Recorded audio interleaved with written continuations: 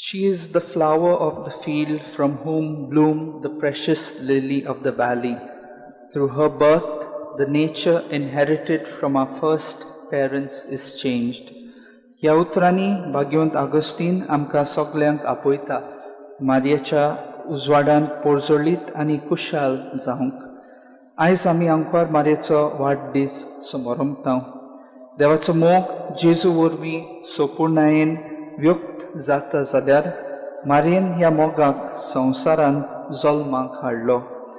आंकवार मारयेचे दर एके परबेक आमी मारयेच्या शेगुणाचो उगडास करून तांचेर नियाळ कोत्ताव.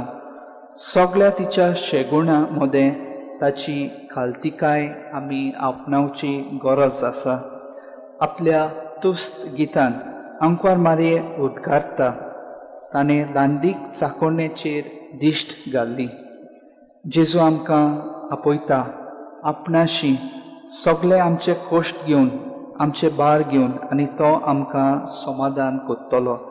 हो समाधान आमी घेतलो जाल्यार आमी जेजूची ल्हानविकाय आपणावंक गरज. आयज आमी मारयेच्या शेगुणाचेर नियाळ कोत्ताना आमकां दर एकल्याक तिच्या शेगुणांनी आमची सोपूर्णायेन आकारणी जावन आमची वाड जावंक बापाची मोजत आमकां मागूंक गरज. तशेंच आमी जेजू भाशेन आमकांच खाली करूंक गरजेचें. ताचे परी आमी खुर्साची आनी कोश्टाची वाट चलूंक जाय. ताच्या मिसावांक आमी पयलो वयलो जागो दिवंक जाय. आमच्या जिवितांत वेगवेगळीं मनशां आमकां मेळटात, जावं आमच्या कुटुंबांतलीं, वो आमच्या समुदायांतलीं, वो समाजांतलीं. ह्या जिनस्वार मनशांक आमी भावार्थाची दिवटी जावंक आमकां उलो कोत्ता.